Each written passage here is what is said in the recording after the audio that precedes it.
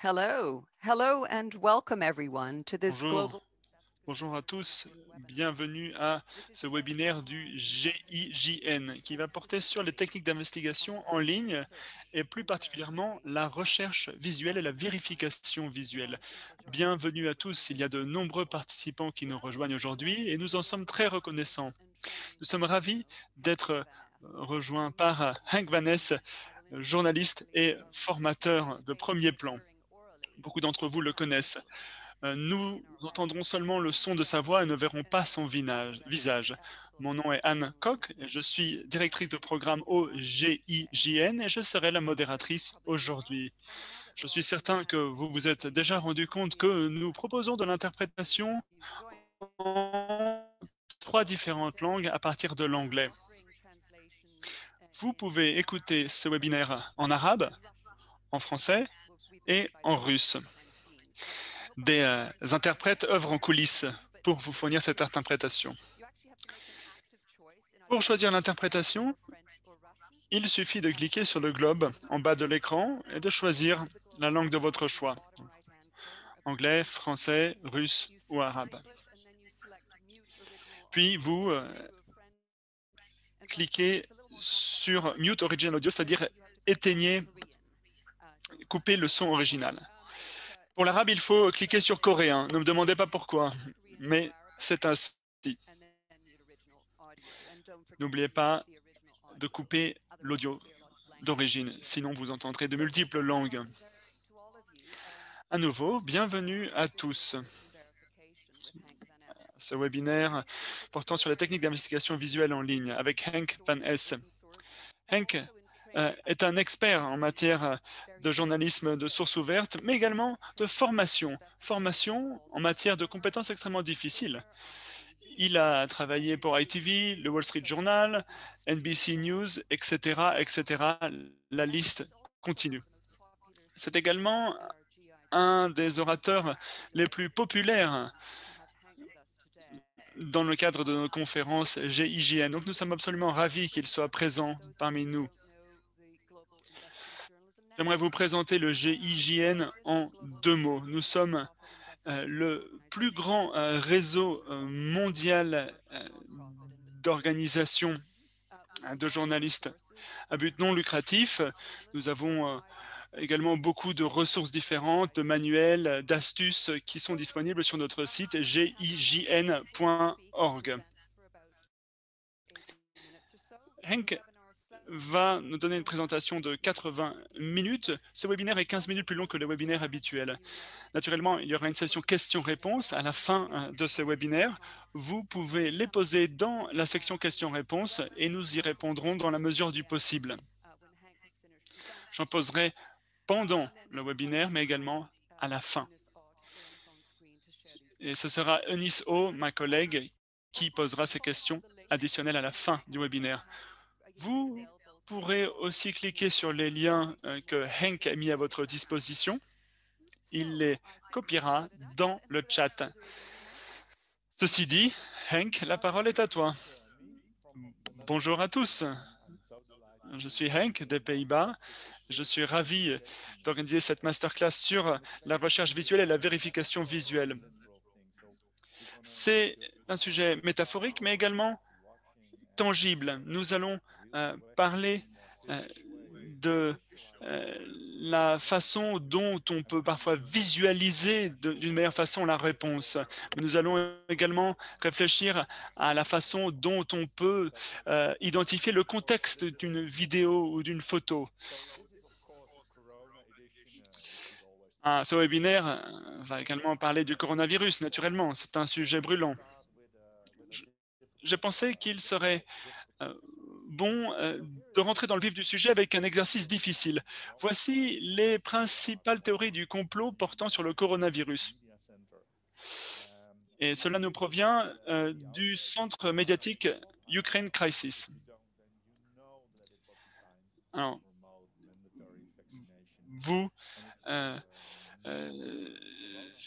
ces théories du complot sont notamment le fait que le coronavirus est une arme biologique ou qu'il a été créé pour promouvoir la vaccination. Donc ça, c'est d'une théorie du complot. Peut-être que vous pensez que c'est vrai. Alors là, je ne vais pas entrer en politique, on va rester seulement dans la technique. Donc imaginons que c'est le début d'une théorie du complot.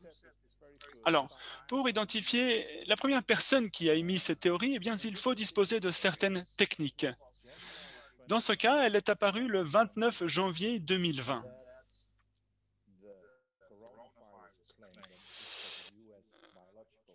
Et donc, le 29 janvier 2020, que pour la première fois, l'on a dit que ce coronavirus était une arme biologique des États-Unis tournée contre la Russie et la Chine. Donc, je ne veux pas être impoli avec éventuellement quelqu'un qui travaillait pour les services de renseignement russes.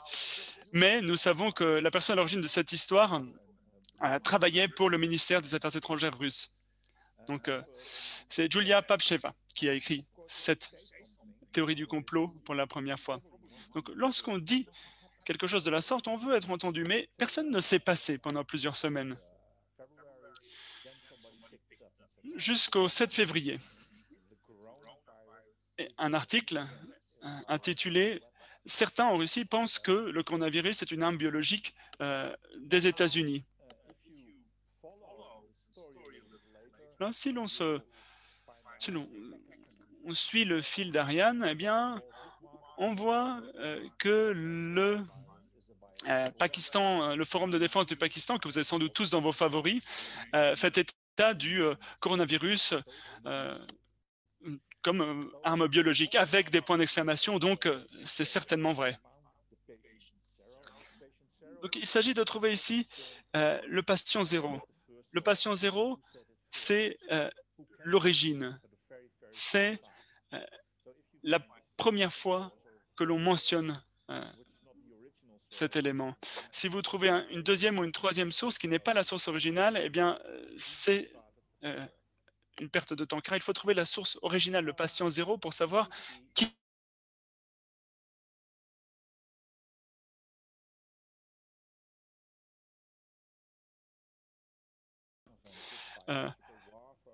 défendait cette idée que le coronavirus est une arme de guerre biologique offensive.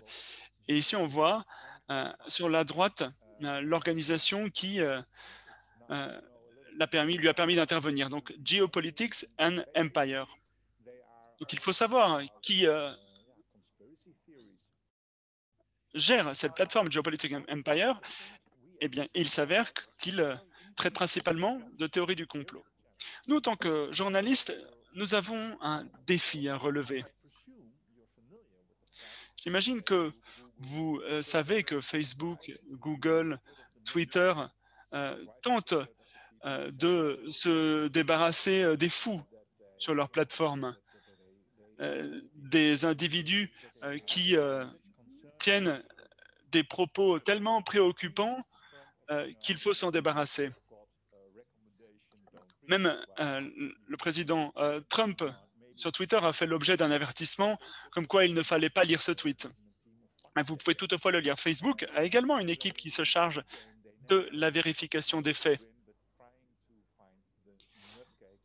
Donc, ils essaient vraiment d'identifier les plus dingues parmi toutes les personnes qui publient sur leur site web. Google a également légèrement modifié son algorithme afin que ces déclarations étranges à propos de faits de société qui ne sont pas vrais selon le bon sens commun, mais en fonction de votre pays, vous n'aurez pas accès à ces déclarations. Donc, Google a légèrement modifié ses algorithmes afin d'adapter ses résultats de recherche au pays dans lequel on fait la recherche.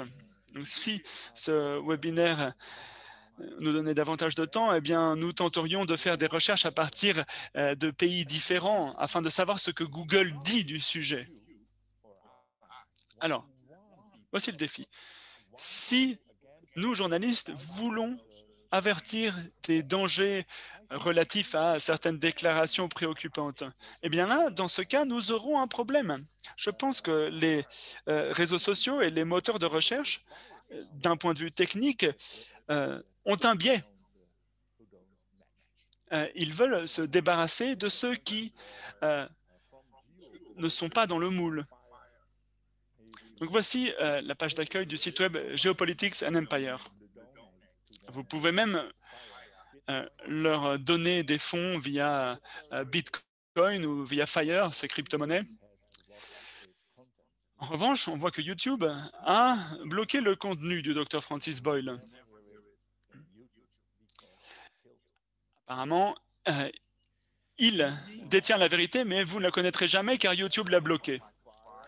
Entre-temps, la rumeur se propage doucement et en avril 2020,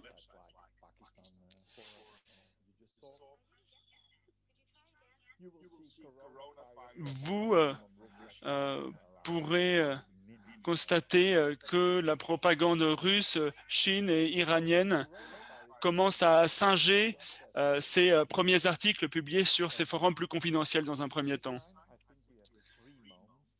Alors, je crois que nous avons 3 petits ateliers pour vous, car je déteste tenir un monologue. Et même dans une brève session telle que celle-ci, j'ai envie que vous travailliez. Je dois vous avertir que cet exercice sera sans doute très frustrant pour vous. Alors, vous aurez 5 minutes pour réaliser ce travail. Voici la question, ce défi, si vous l'acceptez. Votre mission, si vous l'acceptez, est de trouver au moins 4 autres scientifiques des États-Unis, outre M. Boyle, qui font valoir que le coronavirus est une arme biologique. Donc, réfléchissez à cette question. Et dès que vous allez saisir cette question dans le moteur de recherche de Google, vous allez trouver des scientifiques chinois. Mais moi, je veux que vous trouviez des scientifiques américains, des États-Unis.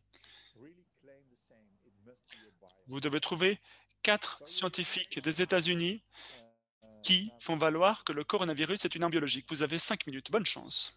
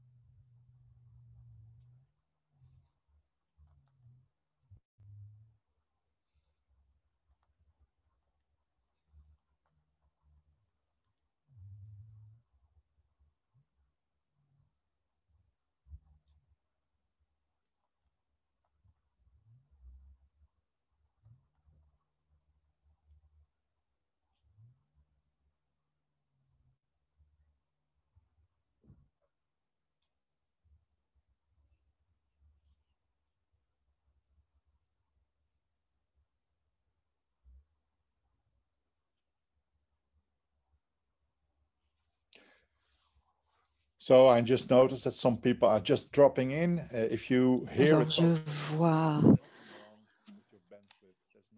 que des personnes sont en train de se joindre à la réunion. Alors, ne vous inquiétez pas si vous entendez des bruits en coulisses. Nous continuons l'exercice.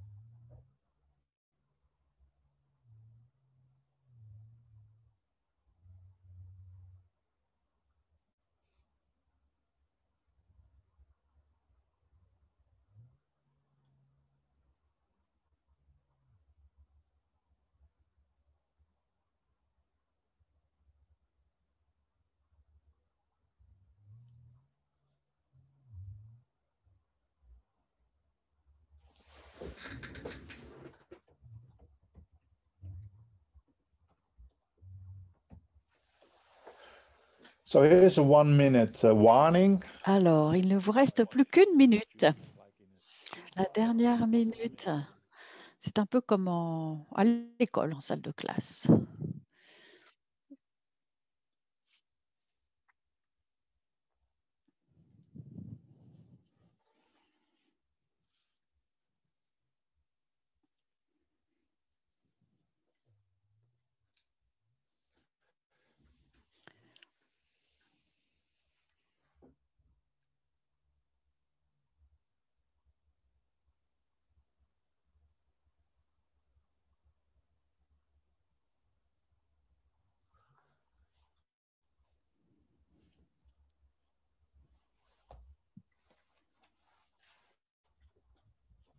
And there we go. So Voilà. basically, some of you already Certains d'entre vous ont déjà entré un certain nombre de réponses dans le chat en disant que le coronavirus n'est pas une arme biologique, mais c'est l'inverse. Nous devons, nous, trouver les scientifiques fous qui le prétendent. Alors, c'est l'heure de vérité. Et j'ai conçu cet exercice parce qu'au départ, il s'agissait d'une vraie question soulevée par un journal américain. Et je vous ai soumis le problème parce que je trouvais le défi intéressant. Alors, la question que je vous pose maintenant, c'est est-ce que vous pouvez me dire dans le chat combien de journalistes vous avez trouvé? Ça peut être 0 ou ça peut être davantage. Je vous demande de me donner la réponse par écrit dans le chat.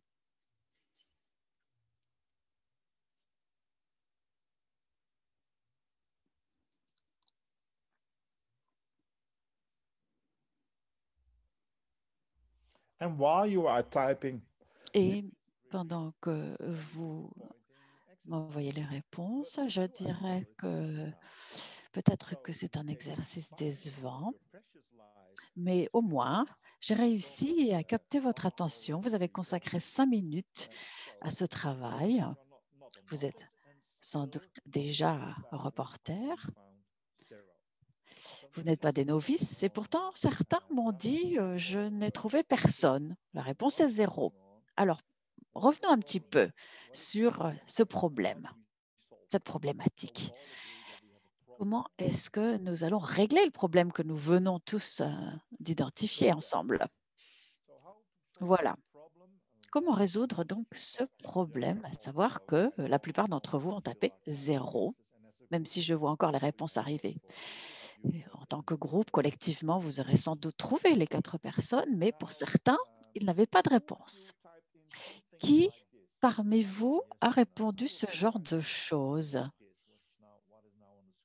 Ce qui apparaît à l'écran.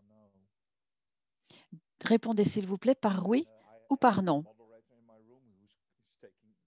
Et j'ai à mes côtés un secrétaire qui prend les notes, secrétaire de séance qui essaie de comptabiliser les choses. Il semblerait que 50% des participants disent oui 50% non. Les scientifiques qui prétendent que le coronavirus est une arme biologique, eh bien, ça semble pour vous être une possibilité. Alors, regardons un peu maintenant de plus près ce dont il s'agit. Au mois de février cette année, j'ai passé un mois entier à New York et je dois dire que j'ai assisté à un atelier que j'aurais beaucoup aimé animer moi-même, puisque cela consistait à expliquer à ceux qui travaillent pour Google à New York certaines choses à propos de Google. C'est peut-être paradoxal lorsqu'il s'agit du produit Google dont il s'agit, mais on étudiait la manière dont les gens effectuent des recherches et dont les ordinateurs traitent vos questions. Alors, si j'étais scientifique moi-même, scientifique fou, et que j'étais convaincu que le coronavirus était une arme biologique, je dis un scientifique fou parce que c'est le propos de notre discussion ici. Qu'est-ce qui ne va pas dans le terme déjà de scientifique?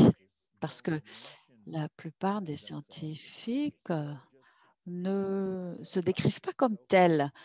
Ils sont scientifiques, point final. Donc, si vous entrez le terme de scientifique sur Internet, vous visez, vous ciblez déjà une certaine source de réponse. Et je pense que cela fonctionne dans les différentes langues, d'ailleurs l'arabe, le russe. Un scientifique, c'est un terme qui se traduit dans ces langues et qui décrit plutôt le concept de scientifique. Mais je ne connais pas pour ma part beaucoup de scientifiques qui se présentent comme tels, qui me disent bonjour, je m'appelle Enke, je suis scientifique et je m'occupe de telle ou telle chose. Ce n'est pas comme ça qu'ils se présentent. Et je m'excuse parce que mon anglais n'est pas parfait, mais si l'on s'intéresse ensuite au terme claim, déclarer que, prétendre que, vous ciblez déjà aussi une autre source, une source secondaire, parce que vous allez arriver à des personnes qui déclarent certaines choses. Alors que l'on ne dit pas soi-même, je prétends que, je déclare que. On dit directement, le coronavirus est une arme biologique. On pourrait dire que on peut quand même trouver des sources de cette manière. Oui, bien sûr, vous trouverez des articles, vous y arriverez. Mais dans cet exercice, non, parce qu'il n'existe pas énormément d'articles sur ce sujet. C'est nous qui sommes en train d'essayer de repérer ces personnes-là et de rédiger l'article. Alors, le coronavirus est une arme biologique. Il faut aussi inclure cette proposition. En fait, moi, j'ai arrêté mon travail pour expliquer aux gens comment mener leur recherche. Et c'était au départ pour des motifs égoïstes, parce que quand je faisais moi-même des recherches, je n'avais pas le temps de faire des recherches sur.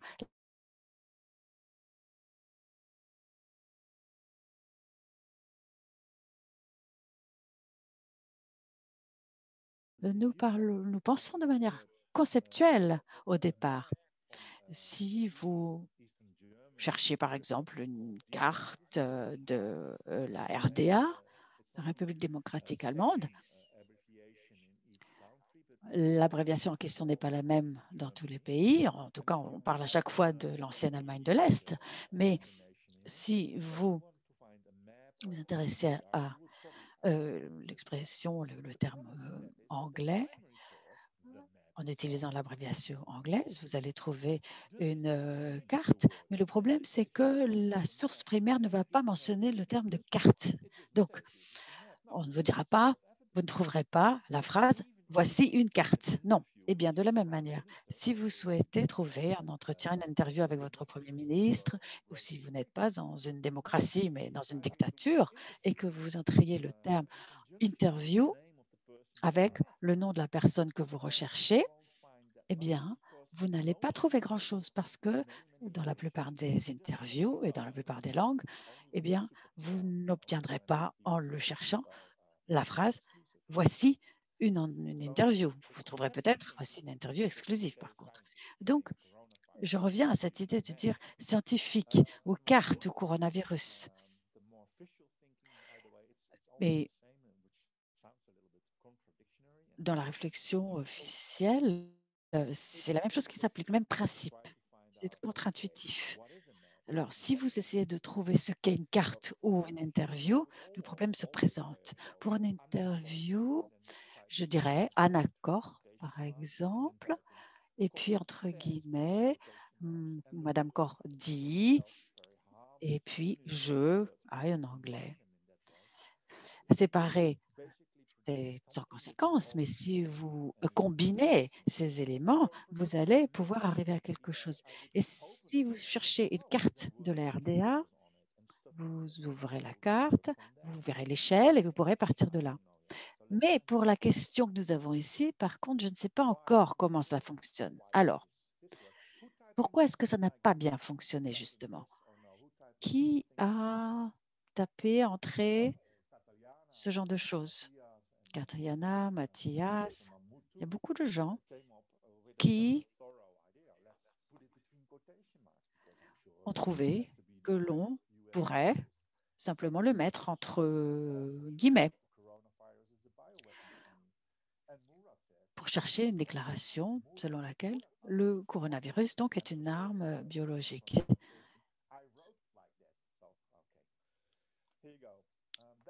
Voilà. Et pourtant, nous n'obtenons pas vraiment de résultats non plus de cette manière-là. La conséquence, c'est qu'il faut visualiser ce que nous recherchons.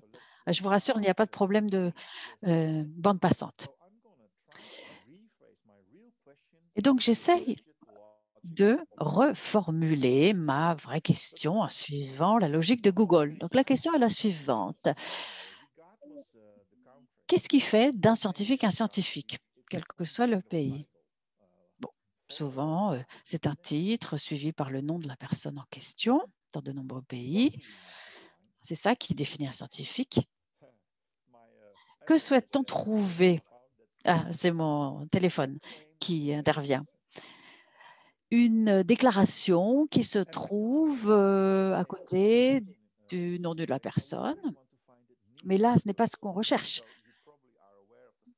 Exactement. Et vous savez que si vous entrez des choses dans Google, le problème, ce n'est pas de ne pas obtenir de résultats, c'est que l'on obtient trop de résultats. Et vous cliquez sur une source et vous voyez parfois apparaître le nom tout en haut de la liste, mais l'autre élément que vous recherchez se trouve parfois tout en bas. Donc, il faut trouver autre chose. Que serait cette déclaration, ce message? Je trouve qu'on peut commencer par là, justement. C'est un bon point de départ. Et de quoi souhaitons-nous nous débarrasser? Eh bien, de Monsieur Francis Boyle. Je m'excuse auprès de lui. Nous l'écartons pour des raisons purement techniques cette fois-ci. Alors voilà, les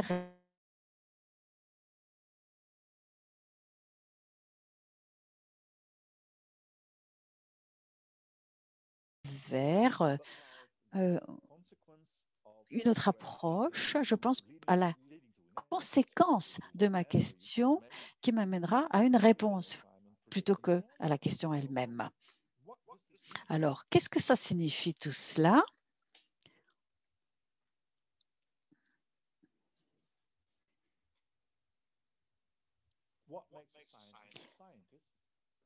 Qu'est-ce qui fait d'un scientifique un scientifique? Eh bien, c'est un titre suivi d'un nom. Ça n'a rien d'extraordinaire, hein? Bon, d'ailleurs, on ne sait pas avec certitude non plus, mais je vais vous montrer ce qu'est la meilleure option pour cela maintenant. Alors, entre guillemets, docteur, étoile, étoile, et fermez le guillemet. Alors, dites-moi si vous suivez ce qu'il se passe dans le chat, s'il vous plaît, oui ou non. Est-ce que vous comprenez ce que veut dire guillemets, docteur, étoile, étoile, guillemets? Donc, ouvrez les guillemets, docteur, étoile, étoile, fermez les guillemets. Alors, il y a des personnes qui me répondent en néerlandais. Mon modérateur me dit que la plupart des participants comprennent. Très bien. Alors, aux États-Unis, docteur, c'est fréquent. Alors, pourquoi ne pas entrer virologue, par exemple? Je ne sais rien de ce sujet. Je veux rester aussi neutre que possible. Pourquoi est-ce que je n'ai pas mis juste une étoile? je ne vais pas avoir, par exemple, Sean Connery à jouer dans Doctor No. C'est pour ça que j'ai mis 2 étoiles, parce que je veux un peu plus que juste ça comme réponse. Je veux trouver un texte qui comporte le mot docteur ou l'abréviation docteur avec au moins 2 mots ensuite. Mais ça ne suffit pas encore. Il faut poursuivre. Que voulons-nous trouver? Nous voulons trouver une déclaration en liaison avec une personne. Et vous avez peut-être entendu parler de cela, peut-être pas. Et pour vous dire un petit peu combien de temps il faut passer à cela, qui connaît le truc, l'astuce de around, autour? Alors, on va un peu plus loin encore, parce qu'on a tout le temps, de toute façon. On a une demi-heure, même plus, éventuellement. Alors voilà ce que je voulais vous montrer maintenant. Voilà ce magnifique réseau international de journalisme d'investigation qui a rendu cet événement possible. Et nous allons utiliser justement quelque chose sur ce site. Alors, je vais ouvrir une page Google. Vous pouvez d'ailleurs faire faire la même chose, pardon. Ce n'est pas obligatoire, mais si vous le souhaitez, faites-le. Et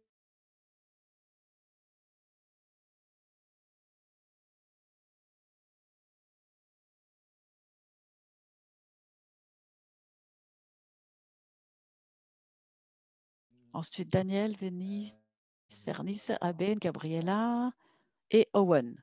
Owen, pardon, Owen. Non, Owen, effectivement. Excusez-moi, j'ai fait une faute d'orthographe. Donc, je tape tout cela, je l'entre et j'obtiens, bien sûr, des réponses. Alors, je me dis à ce moment-là, mais qu'est-ce que j'ai fait? Et si vous vivez dans un pays gouverné par la loi islamique, fermez les yeux, hein, parce que ce que l'on voit apparaître, et je vous promets que ce n'était pas du tout au départ mon but, ce que l'on voit apparaître ici, c'est épouvantable. Mais bon, ce que je voulais vous dire, c'est que vous allez faire apparaître des articles assez explicites, mais qui n'ont aucun sens pour notre propos ici. Alors, je recommence. Si je veux trouver Ingrid Yette dans le même texte, ajoutons quand même un nom de plus, Abin, par exemple. Voilà, je veux trouver ces personnes-là dans un texte. Et à ce moment-là, ce que vous obtenez, c'est has not been. Bon, ça ne me plaît pas. J'avais pourtant entré Abin, pas bin. Et Google me dit, oui, non, non, j'ai quelque chose de beaucoup mieux que Abin, j'ai bin. Bon, non, c'est idiot. Alors, pour éviter ce genre de résultat, vous pouvez inclure des guillemets, mettre le mot entre guillemets, avec même un seul mot éventuellement d'ailleurs.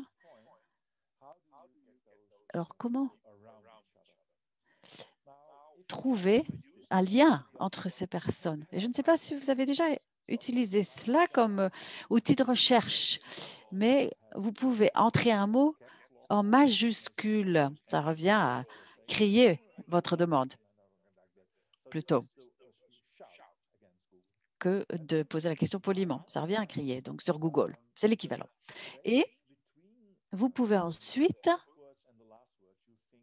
indiquer la fourchette de ce qui est possible entre le premier et le dernier mot. Et là, je mets 12. Et ce que ça veut dire, c'est que nous allons trouver n'importe quel ingrédient en liaison avec 12 abines. Et là, vous obtenez 0 résultat parce qu'il n'y a aucune source correspondant à cette recherche. Voilà. Alors, nous allons essayer de combiner 2 propositions maintenant.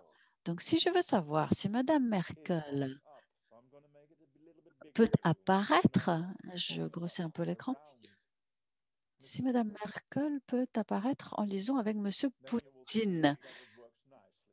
Eh bien, ça fonctionne bien, comme vous le voyez. Alors, pourquoi 12 et pas 3 ou autre chose? Eh bien,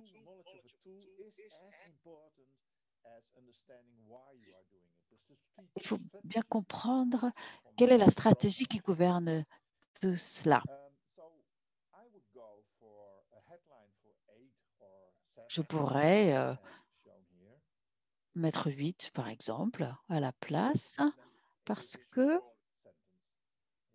La phrase est courte et dans ce cas-là, vous obtenez davantage d'articles. Si vous voulez prédire une phrase, plutôt je mets 17 et la plupart des phrases,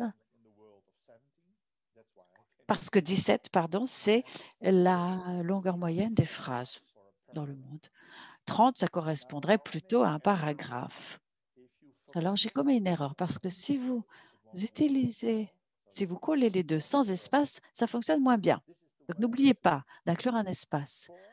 Et voici comment vous pouvez trouver une association entre deux sujets, un lien entre deux sujets quand vous en soupçonnez l'existence. Alors, je reviens à mes explications et à cette problématique. Qu'est-ce qui fait d'un scientifique un scientifique? On a parlé de cette arme biologique, on a obtenu donc le docteur. Qu'est-ce que l'on veut trouver? On veut trouver ce message, cette déclaration. Que serait le message, la déclaration que le coronavirus est une arme biologique et que savons-nous déjà? Eh bien, qu'il y a M. Francis Boyle. Et voilà ce que j'obtiens.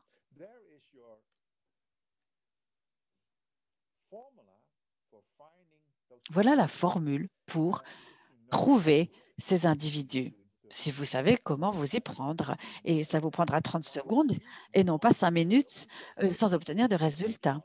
Mais si vous avez échoué jusqu'à présent, c'est parce que vous êtes des êtres humains, il n'y a pas à en rougir. Mais c'est un petit peu comme avec une photocopieuse. Elle ne fonctionne que si vous connaissez son mode de fonctionnement, si vous savez qu'il faut inclure des guillemets, en l'occurrence ici, si vous savez utiliser le terme de around.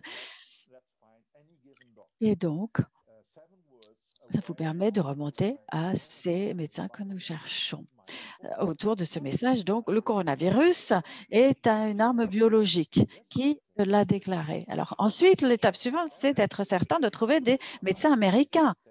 Moi, je n'en étais pas certain, mais je me suis prise différemment. Et je me suis aperçue que c'est surtout aux États-Unis que les médecins se présentent comme cela.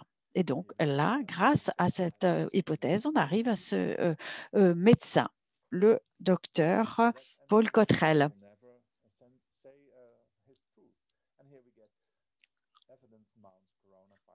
Et vous arrivez aussi à cette déclaration du docteur Michael Jones. Les preuves s'accumulent selon lesquelles le coronavirus est une arme biologique. Alors, vous avez ici un autre site Internet qui relève de l'extrême droite, les partis de l'extrême droite aux États-Unis et à l'extérieur aussi de l'extrême droite. Et nous avons maintenant une personne de plus derrière ce message. Donc, ça fait 4 en tout. Alors, est-ce que je m'attendrais à ce que vous-même vous trouviez cette succession de termes directement? Peut-être pas.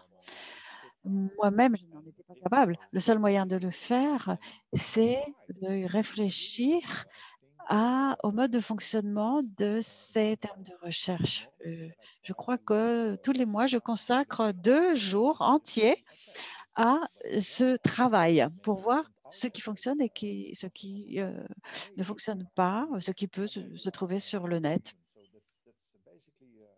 Et de nouveau, le principe de base, c'est que nous sommes des êtres humains et il faut presque utiliser des formules mathématiques. Alors, parlons maintenant du docteur Michael Jones. Là, j'ai une question pour vous, un sondage. Avez-vous déjà utilisé la recherche par image? Donc, nos collègues fantastiques du GIJN vont lancer le sondage et vous demander si vous avez déjà utilisé la recherche par image de Google. Donc, souvent, parfois, rarement, jamais. Voilà, je ne peux pas voter et les panélistes ne peuvent pas voter, donc il n'y aura pas de fraude à ce niveau-là. Voilà, vous avez 30 secondes pour voter.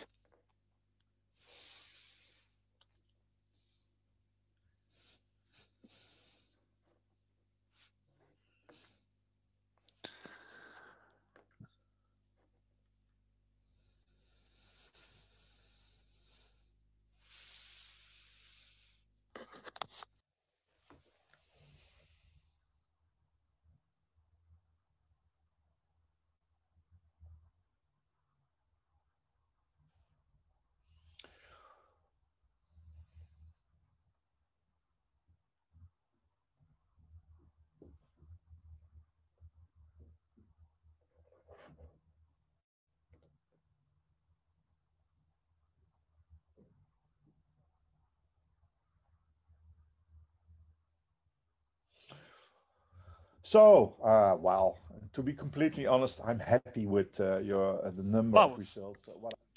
Je suis ravi de constater ces résultats.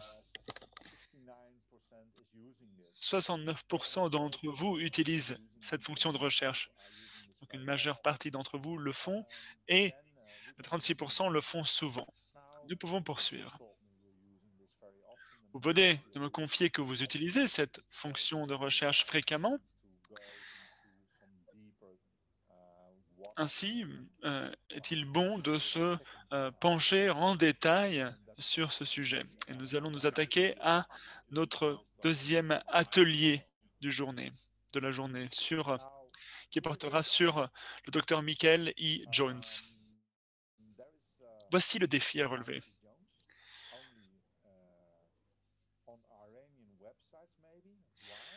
Donc, trouvez Michael E. Jones seulement sur des sites web iraniens. Pourquoi? Car je veux identifier les différentes phases de la rumeur. Donc, son inception est russe. Mais nous savons qu'il y a connivence parfois en matière de théorie du complot entre ces deux pays. Donc l'objectif est maintenant de trouver des sites web iraniens qui font référence à Michael E. Jones. Donc il faut que le site web soit en langue farsi. On ne veut pas de site web en anglais. Vous avez 3 minutes pour ce bref exercice.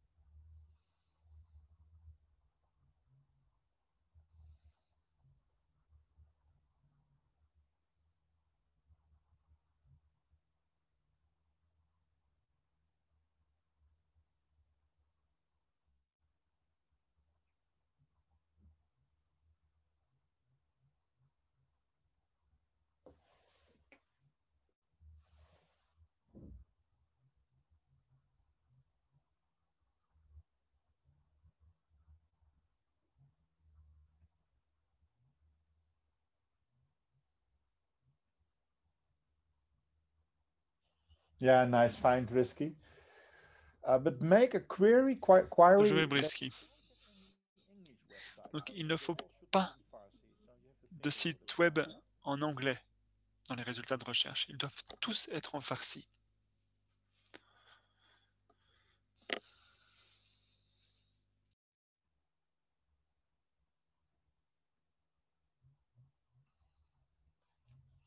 Okay, let's have a look at some suggestions. So, alors penchons-nous sur quelques-unes des suggestions. Marcus a saisi cela. Donc, il a opté pour la technique évidente. Donc, il a tapé le nom du scientifique en farsi dans le moteur de recherche. En soi, ce n'est pas un problème. Toutefois, il se peut que nos interprètes arabophones disent « Ah, mais peut-être que vous n'avez pas très bien traduit le nom. » Ah, mais Marcus répondrait « Je l'ai traduit avec l'aide de Google Traduction. » Donc ça, c'est un problème. Si vous utilisez fréquemment la traduction vers le farsi de Google, eh bien, vous aurez peut-être des problèmes. Je l'ai découvert moi-même. La traduction est parfois erronée, en particulier lorsqu'il s'agit de noms propres. Parfois, les noms sont légèrement modifiés, car ça a plus de poids ou c'est plus amusant. Parfois, l'on écrit Poutine avec un O et un E. Si l'on essaye de traduire Poutine en russe, bon, il n'y a quasiment pas de problème, mais pour d'autres noms, ce peut être un problème. Je me suis posé cette question lorsque je tentais de vérifier des faits. Et la solution que Marcus et d'autres m'ont donnée ont trait à une recherche en langue farsi, en caractère farsi.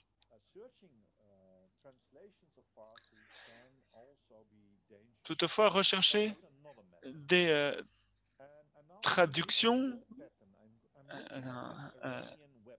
de farsi, cela peut être risqué. Donc là, on va se pencher sur le cas d'un rédacteur qui partage des informations relatives au coronavirus, comme quoi il serait une arme biologique, et ce, au profit du gouvernement iranien afin de réaliser leur propagande. Donc si vous étiez un rédacteur en chef web iranien, vous êtes peut-être préoccupé par votre salaire, mais vous êtes également préoccupé par la nécessité d'avoir une image. Donc, on cherche Michael E. Jones, on cherche en tapant Michael E. Jones dans Google, et, ou peut-être que vous allez sur son compte Twitter. D'ailleurs, son compte Twitter a été supprimé il y a quelques jours. Donc, voici son portrait officiel. Tout a été supprimé. Voici notre sujet, Michael E. Jones.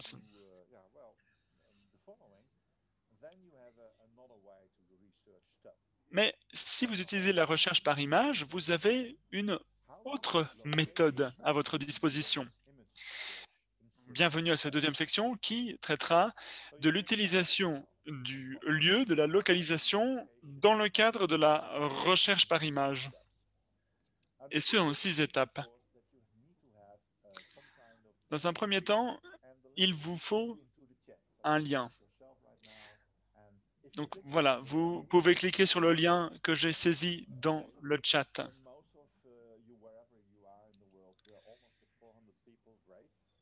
Donc, je pense que vous tous, quel que soit votre pays d'origine dans le monde, pouvez cliquer sur ce lien. Donc, c'est simplement un outil de travail. Donc, saisissez ce lien ou copiez-le dans votre moteur de recherche, votre navigateur, et vous aurez cette photo, qui est le portrait qui apparaîtra. Maintenant, copiez ce lien très long qui est dans votre barre d'outils. Je pense que 65% d'entre vous s'ennuient car ils ont déjà utilisé cette technique de recherche. Voilà, donc vous allez sur Google Images, vous cliquez sur l'icône de caméra et maintenant vous copiez le lien.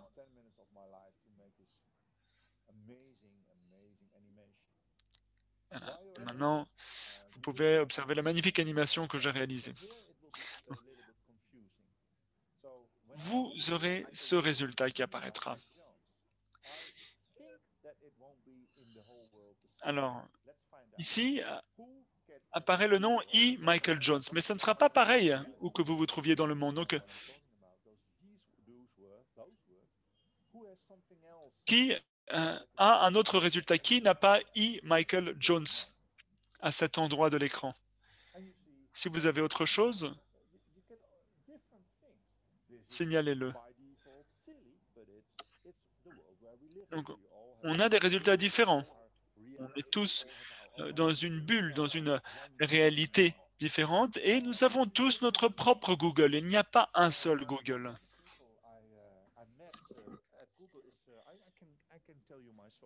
Alors, je peux vous donner mes sources. J'ai rencontré Daniel Russell. C'est un anthropologiste de la recherche. C'est pas quelqu'un qui gère la publicité. Lui, il se penche vraiment sur l'anthropologie de la recherche.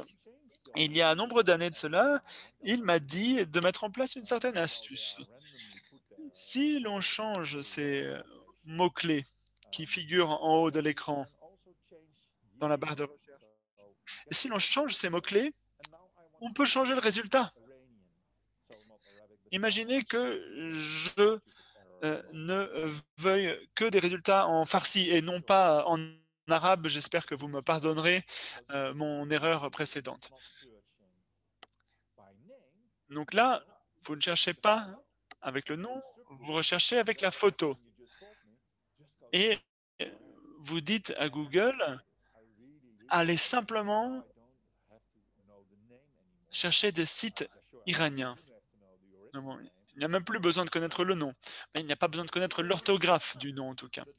Est-ce une solution parfaite? Non.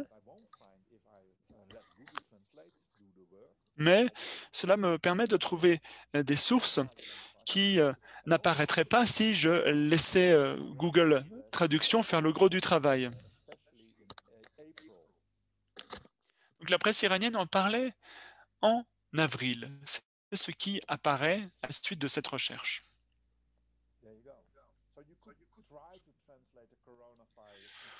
Vous pourriez tenter de traduire le mot coronavirus en farsi. C'est une étape optionnelle.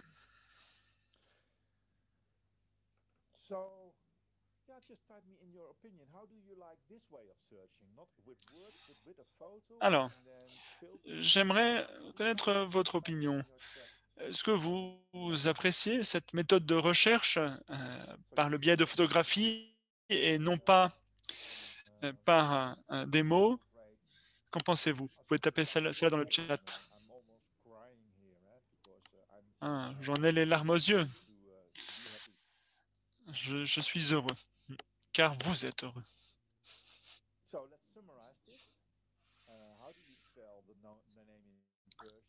En résumé, première question, comment orthographie-t-on le nom en farsi? On ne sait pas, ce n'est pas un problème. Donc, on peut simplement utiliser le portrait officiel ou le portrait Twitter de l'individu. On va sur Facebook ou sur YouTube, ou alors on prend le premier résultat dans Google Images. On utilise la photo la plus générale possible.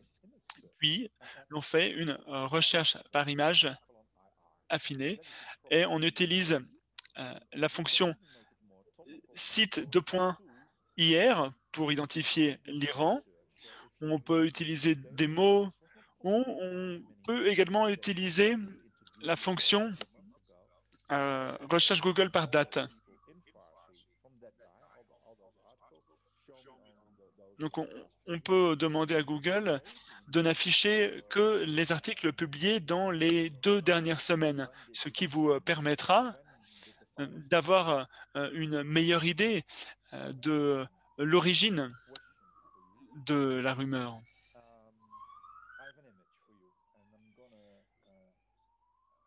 J'ai une autre question pour vous. Un nouveau défi.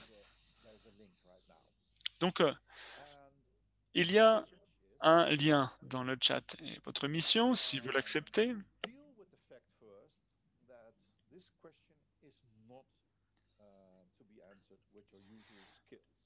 eh bien, dans un premier temps, il faut répondre à cette question sans utiliser vos compétences habituelles, vos compétences de base. Donc, cette photo, vous ne pourrez pas la trouver par le biais de la recherche par image. Pourquoi? Parce qu'elle a été publiée sur des réseaux sociaux. Donc, la ville de Homs a été bombardée en Syrie. On le voit sous la date. On voit Homs Syria, Syrie. J'aimerais que vous trouviez... Non, pardon, on change notre approche. J'aimerais que vous trouviez cette photo dans Instagram, sur le réseau social Instagram. Donc, je modifie le défi. Donc, votre défi est de trouver cette photo.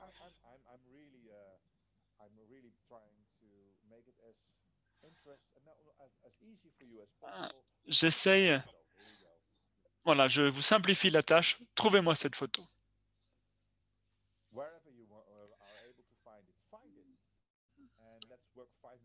Tentez de la trouver, vous avez 5 minutes. And I need to find the exact same photo. Et je veux que vous trouviez exactement la même photo.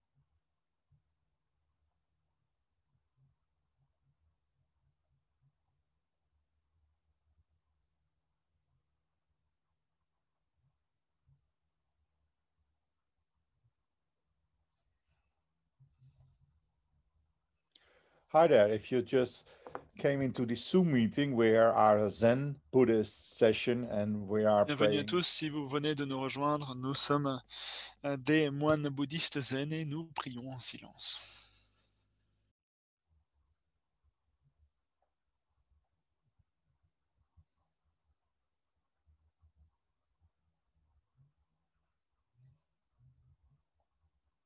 So that was a joke, of course. We have, say, 2 minutes left. So C'était évidemment une plaisanterie. Il vous reste 2 minutes pour résoudre ce problème.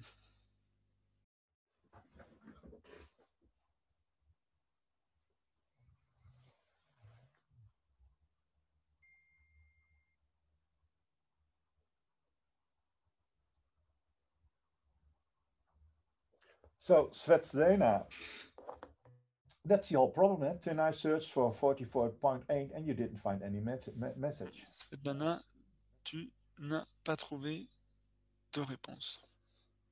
Ahmed, did you really find the exact photo? So let's have a look.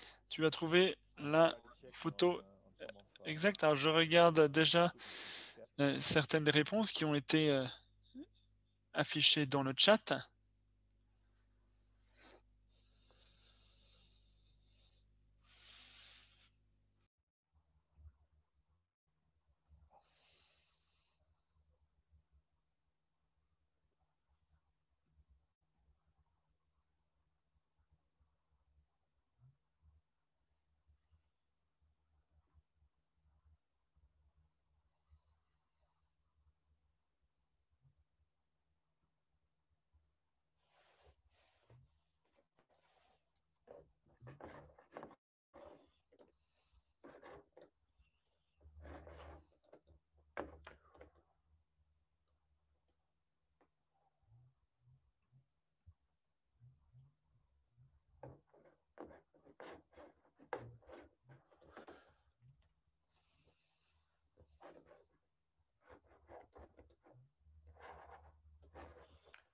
And here's our problem, nicely phrased pointed out by Alors, Ina. effectivement, il y a un problème qui a été bien exprimé par Ina Dubinsky. Donc, TinEye a parcouru 44,8 milliards d'images, mais elle n'a pas trouvé de correspondance. Un de mes souhaits le plus cher serait de pouvoir faire des recherches Instagram se concentrant sur une période donnée. Donc, je vais lancer Instagram. Je vais lancer mon propre compte.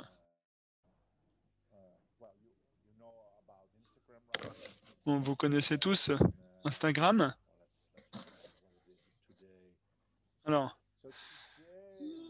Alors, recherchons le hashtag, le mot dièse chat.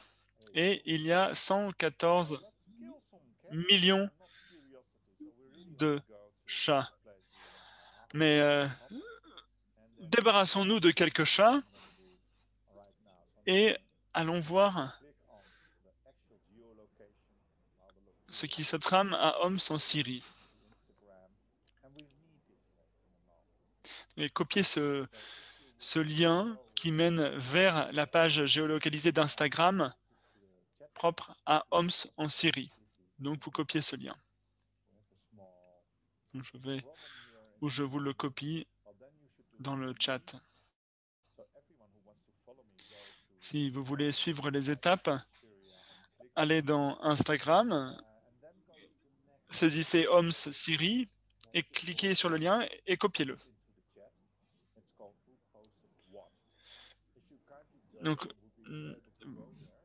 alors, puis il y a un lien que j'ai mis dans le chat qui s'appelle Who Posted What. Vous pouvez le voir ici. Et vous copiez ce lien, vous le collez dans votre moteur de recherche et vous descendez tout en bas et vous copiez-collez donc le lien Instagram précédent et vous le renseignez dans cette case.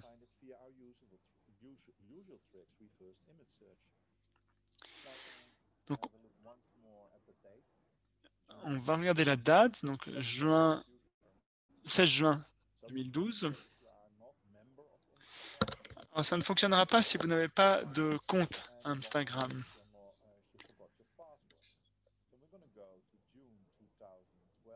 Donc, sélectionnons juin 2012.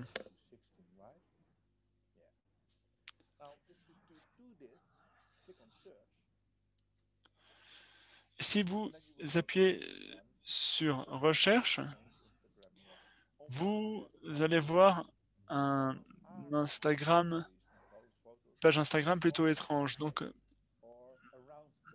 l'on voit ici donc les photos qui correspondent à la date que l'on cherchait. Donc, voici comment on peut chercher une image sans utiliser la recherche par image. Puis, si nous ouvrons le compte de la personne qui a posé cette question, nous pouvons identifier le journaliste, puis nous pouvons voir sa page Twitter, puis nous pouvons le contacter pour lui demander si c'est lui qui a mis en ligne la photo et si ce n'est pas lui, quelle est sa source primaire.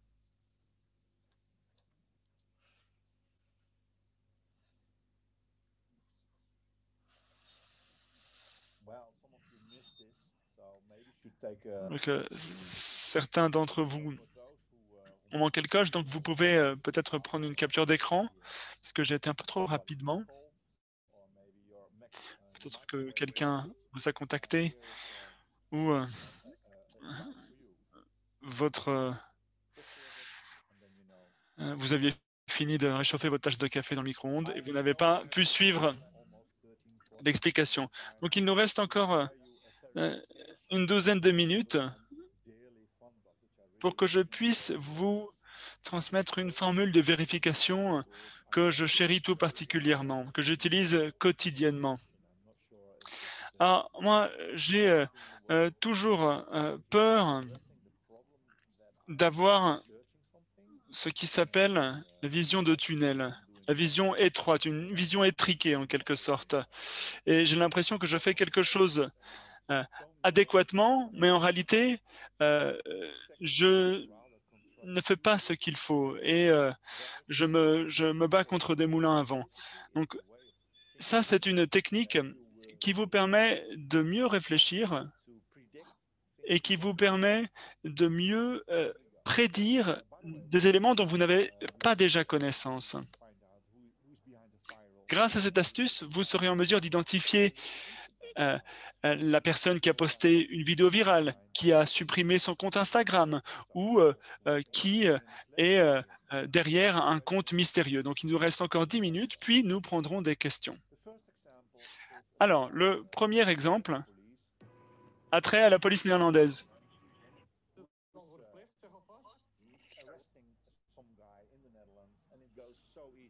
We're so relaxed people, right? You heard already my Ils terrible sont joke. en train d'arrêter quelqu'un aux Pays-Bas. Bon, il faut savoir que les Néerlandais sont assez détendus, mais voilà comment la police a procédé à une arrestation et CNN a juxtaposé cette image ou a associé cela à des violences policières aux États-Unis en disant, voyez comme les Néerlandais sont détendus par rapport aux autres. Et pour savoir de quel commissariat il s'agit, vous pouvez vous y prendre de différentes manières. Vous pouvez appeler la police pour lui demander de quel quartier il s'agit. Alors, c'est ce que j'ai fait, mais à ce moment-là, ils m'ont dit, oui, d'accord, mais de quel district, quel quartier s'agit-il? Sur quel commissariat de police pouvez-vous vous renseigner? Donc, ça ne m'avançait pas. Alors, il faut que je travaille avec ce que j'ai à ma disposition. Et là, ce que je recherche, c'est le lieu où cette image a été postée au départ. Et il s'agit en l'occurrence de YouTube. C'est là que j'ai pu obtenir cette information. Alors, regardons maintenant. Vous voyez cette formule? Dites-moi aussi déjà si vous comprenez ce que j'essaye de faire, ce que je suis en train de faire.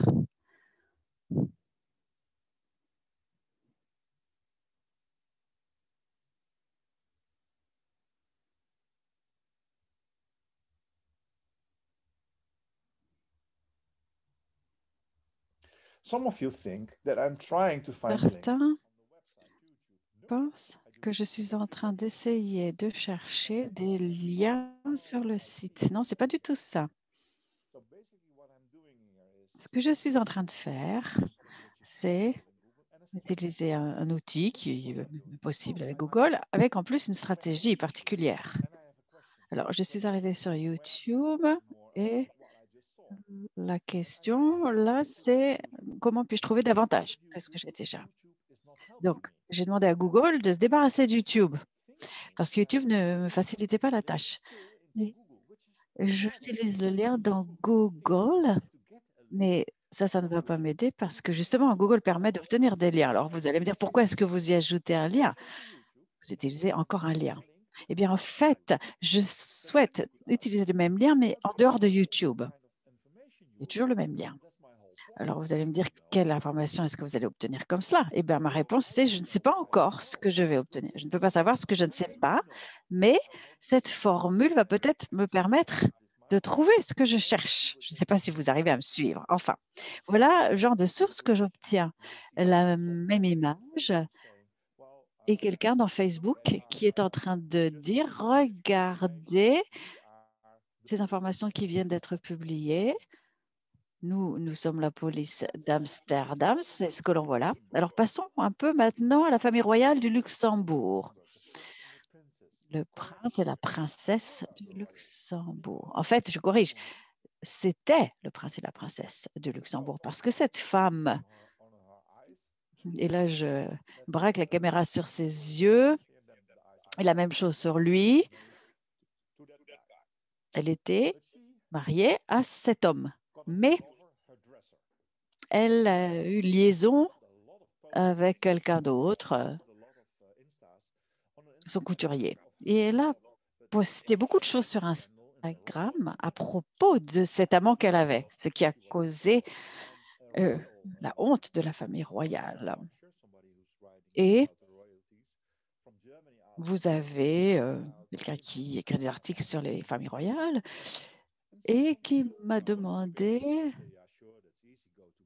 comment arriver jusqu'à son compte Instagram. Alors, certains parmi vous me diront que c'est assez facile de le faire, mais cette fois-ci, ça n'a pas fonctionné. Et voilà maintenant la réponse. Alors, de nouveau, les questions. Que voulons-nous? Que savons-nous? Nous souhaitons des références à une chose qui est partie en passé. Est-ce que je connais les références? Non. Alors, j'utilise la même formule. De nouveau, la voilà. Alors, la question que je pose, c'est montrez-moi de nouveau le lien Instagram, mais pas du site qui vient de me décevoir, mais de n'importe quel autre site.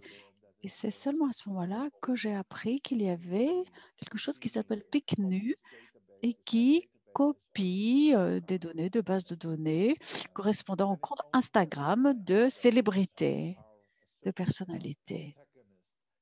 Et c'est comme ça que j'ai su que cette princesse avait un fan qui postait tout ce qui la concernait. Et c'est comme cela que je suis remontée jusqu'à l'amant, que je vous montre ici maintenant. Est-ce que c'est mieux ou pas? Je pense que oui. C'est une question purement théorique. Et pour terminer maintenant cette partie de la présentation, j'arrive au point culminant. Tout va trouver son sens. Nous avons appris aujourd'hui quels étaient les risques de la réflexion conceptuelle et je vous ai aussi expliqué ce que je recherchais. Donc, si vous entrez les termes américains, scientifiques, messages, déclaration, c'est déjà conceptuel, trop conceptuel. Interview aussi. Ensuite, je vous ai montré l'exemple de la carte qui relève déjà d'un choix que l'ordinateur ne va pas faire lui-même parce qu'on n'a pas le terme de carte. Et maintenant, j'essaie de faire le lien avec la recherche fondée sur l'image inversée, ou la recherche d'image inversée. Quand je travaillais il y a quelques années au Financial Times, il s'était intéressé à une affaire concernant l'entreprise Lebara, que l'on connaît très bien dans certains pays, mais pas du tout ailleurs.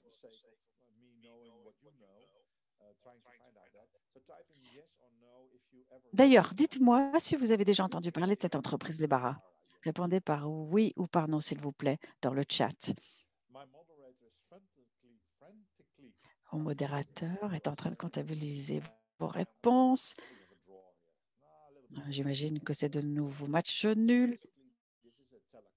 Ah non, il y en a plus qui ne connaissaient pas cette entreprise qui, en fait, est une société de télécommunications qui vend des cartes SIM, des téléphones, ce genre de choses. Or, cette entreprise mystérieuse a fait l'objet d'un article. Et c'est Palmarium que l'on voit ici qui s'est intéressé à cette société qui vend des téléphones. Alors, vous avez une question simple, mais la réponse est difficile. Qui se trouve derrière cette entreprise? Alors, ils ont essayé de s'y prendre comme on le fait à l'ordinaire par le biais d'Internet. Il s'agit d'un réseau, mais on peut avoir un réseau d'êtres humains aussi. Et donc, ils ont posé des questions à ceux qui connaissent bien ce genre de choses pour savoir s'ils en connaissaient plus.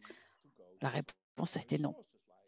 Ou bien vous pouvez aussi vous adresser à des sources primaires, telles que les chambres de commerce ou les archives financières.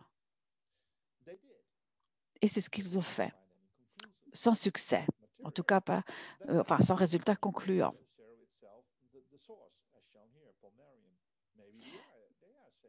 Et quant à cette source, Palmarium, On peut ensuite voir si elle a des informations sur cette entreprise. Eh bien non, en l'occurrence, elle n'en avait pas. Alors, quand on m'a posé la question à moi, d'ailleurs, j'ai décidé qu'on me la pose au départ, parce que je pensais qu'eux trouveraient la réponse. Ils arrivaient à tout savoir. Mais à ce moment-là, je vais vous expliquer ce qui s'est passé. Et pour vous montrer ce que j'essaie d'expliquer, je reviens à ce site Internet.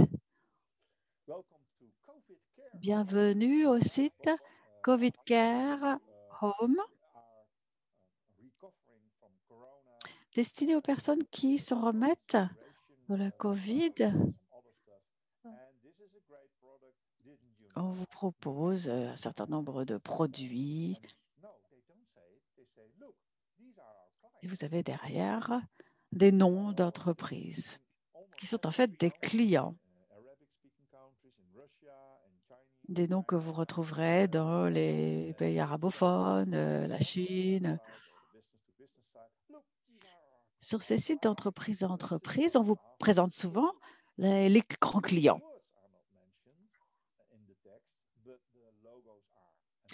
Ces noms n'apparaissent pas dans le texte, mais apparaissent sous forme de logo ici. Et c'est exactement ce qui nous intéresse.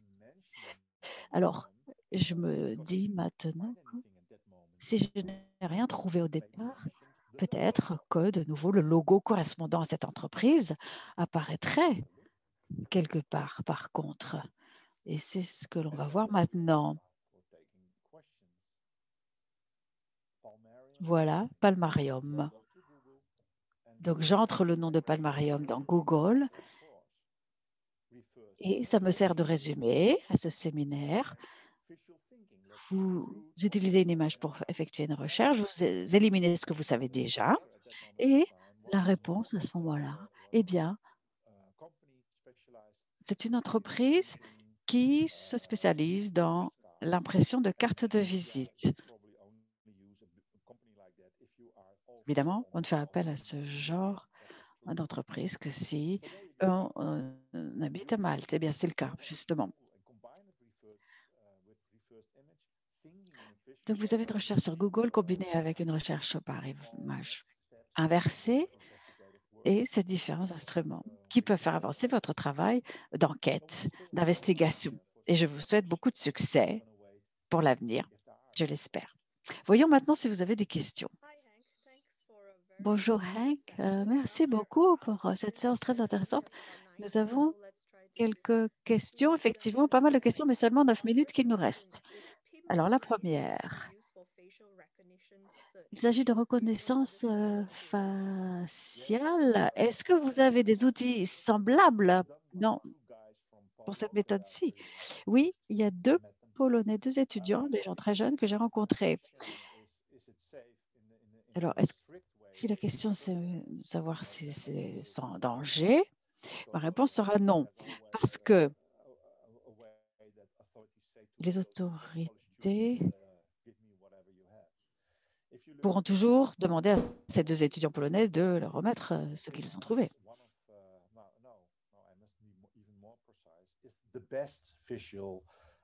Ce qui est le plus précis comme outil de reconnaissance faciale, ce n'est pas celui-là. Il y a Yandex aussi qui est excellent comme outil de reconnaissance faciale, le meilleur que je connaisse. Mais il change ses outils régulièrement. Les professionnels ne seraient peut-être pas d'accord, mais pour moi, PIMICE, c'est vraiment l'outil le plus efficace. Et pour ceux qui souhaitent encore utiliser Yandex, si vous utilisez un VPN et si vos cibles se trouvent dans des États de l'Europe de l'Est, dans ce cas-là, la fonction de reconnaissance faciale de Yandex fonctionnera encore, mais c'est la condition préalable. Sinon, elle ne fonctionne pas aussi bien que l'autre. Alors, il y a une deuxième question. Est-ce que vous recommanderiez Yandex au lieu d'effectuer cette recherche inversée sur Google? Ou bien est-ce que ces deux outils s'utilisent dans des situations différentes? Je réponds toujours aux questions avant que question soit posée. Très bien.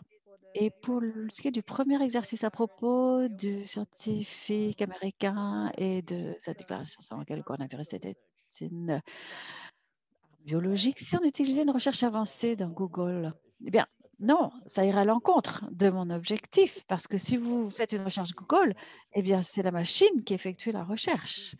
Il faut faire les deux. La machine vous aide avec des guillemets, des citations, etc. Mais vous devez vous-même faire le travail aussi. Et il n'y a pas d'option dans Google Search pour ce qui est de around et le chiffre que j'utilise moi. Vous n'avez pas l'équivalent dans Google. Alors, à propos de ce qu'on met entre parenthèses, justement, comment vous décidez du chiffre à utiliser? Oui, c'est vrai que j'ai été assez vite pour ça. Alors, ça dépend de la langue que vous employez. Ça dépend de la culture, en fait, et du nombre de mots que l'on utilise dans les différentes langues. Si vous vivez dans un pays où les titres sont assez longs naturellement, eh bien, il faut plutôt vous fonder là-dessus. C'est le point de départ pour savoir quoi utiliser. Je n'utilise jamais une cinquantaine de termes ou plus. Ça ne m'aiderait pas du tout.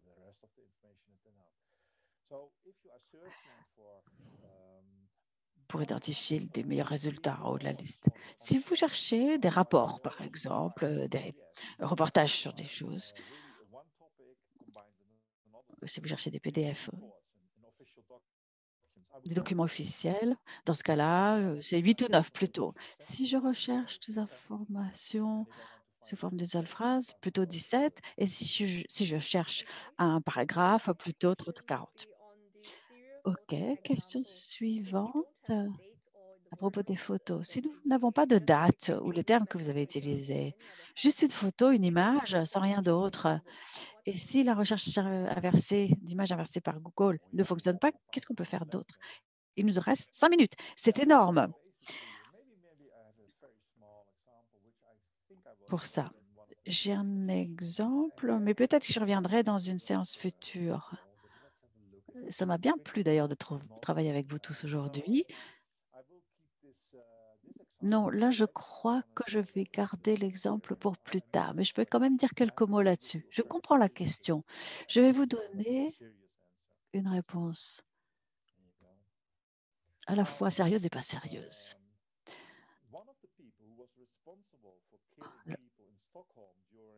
L'un des responsables des assassinats à Stockholm, cette camionnette qui est rentrée dans la foule, il y a eu la même chose au marché de Noël à Berlin, eh bien, on l'a retrouvé dans un post Facebook. C'est une personne qui était assise dans un aéroport avec une bière. On a pris une photo. Cette photo a été utilisée pour faire des recherches ensuite, avec des outils de reconnaissance faciale, sans succès également. Alors, si je vais dans Google Images et que je tape non pas une bière, mais un ours jaune, et puis je tape aussi aéroport, vous obtenez effectivement l'ours jaune, le hall d'aéroport. Il y en a beaucoup. Et là, vous voyez une personne assise. Et vous savez que Google tient compte des couleurs. Donc, l'étape suivante, ce n'est pas une chose que l'on connaît d'habitude. C'est 3 scientifiques que j'avais rencontrés à Zurich qui m'en ont parlé. Si vous souhaitez trouver, par exemple, une maison verte, une maison avec du vert dedans, pardon, la couleur verte, vous savez que vous pouvez faire donc comme ça, maison. Ensuite, vous pouvez cliquer sur la couleur dans le menu couleur. Mais si je veux aussi du jaune, ce n'est pas possible parce qu'on ne peut chercher qu'une couleur. Alors, si vous entrez des couleurs, il faut aussi le faire en anglais. Si vous venez d'un pays arabophone ou de Chine, vous pouvez mettre le mot chinois qui correspond à maison, mais il faudra mettre, vous pouvez faire les deux. Et dans ce cas-là, vous entrez les 2 couleurs et vous obtiendrez seulement les maisons qui comportent du jaune et du vert. Donc voilà la réponse. Attendez. Il ne nous reste plus beaucoup de temps, donc j'ai encore une dernière question à poser. Je pense que tout le monde voudra l'obtenir. Est-ce que vous avez une fiche d'astuces, de conseils avec ces formules que vous utilisez pour vos recherches? Vous parliez de moteurs de recherche, alors il y en a plusieurs. Donc déjà Google, oui, j'ai une fiche là-dessus. Et je dois saluer d'abord l'anthropologue qui travaille pour Google.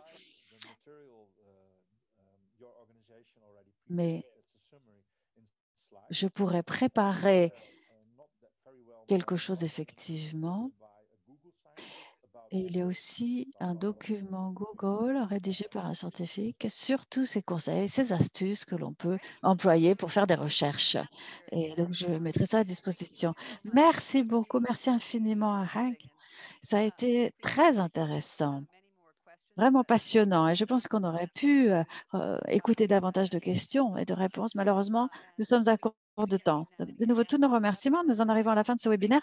Et je voudrais, à ce stade, remercier mes collègues du réseau GIGN et tous ceux qui ont participé à cet événement aujourd'hui. Et nous avons de la chance parce que dans une semaine, nous avons de nouveau un webinaire avec Hank, le mardi 15 décembre, et de nouveau à 9 heures, donc heure EST. Et il s'agira cette fois des recherches effectuées auprès des réseaux sociaux.